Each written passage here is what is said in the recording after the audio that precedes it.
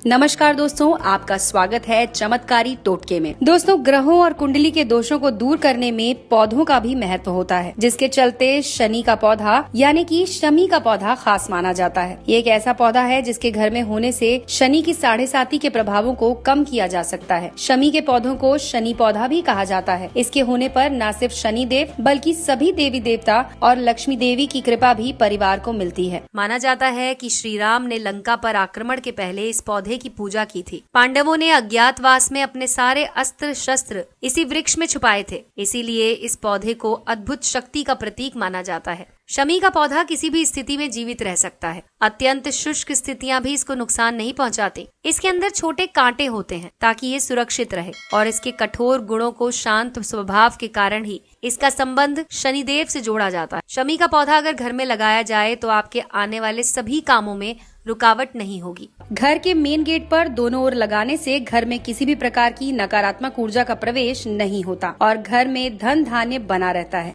शमी वृक्ष की लकड़ी को यज्ञ के लिए भी पवित्र माना गया है। शनिवार को होने वाले यज्ञ में शमी की लकड़ी से बनी वेदी का विशेष महत्व है। इसके अलावा शमी का वृक्ष गणेश जी को भी प्रिय है। भगवान गणेश की आराधना में शमी के वृक्ष की पत्तियों को अर्पित किया जाता है। उत्तर भारत के बिहार और झारखंड में सुबह के समय शमी के वृक्ष के दर्शन को भी शुभ माना जाता है। शमी के वृक्ष पर कई देवताओं का वास होता है।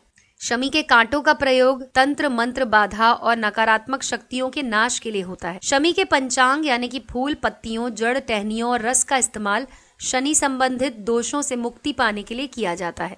इसके अलावा दशहरे पर शमी के वृक्ष का पूजन विशेष महत्व रखता है। नवरात्र में भी शमी के वृक्ष की पत्तियों का पूजन किया जाता है। शमी की पूजा के साथ ही एक सवाल ये भी है कि इस पेड़ को घर में किस तरफ लगाएं। शमी के वृक्ष को घर के मुख्य दरवाजे के बाईं तरफ लगाएं। इसके नियमित रूप से पूजन से आपके घर में समृद्धि आएगी। अगर आपके घर में शमी का पौधा है तो हर शनिवार को दीपक जलाएं।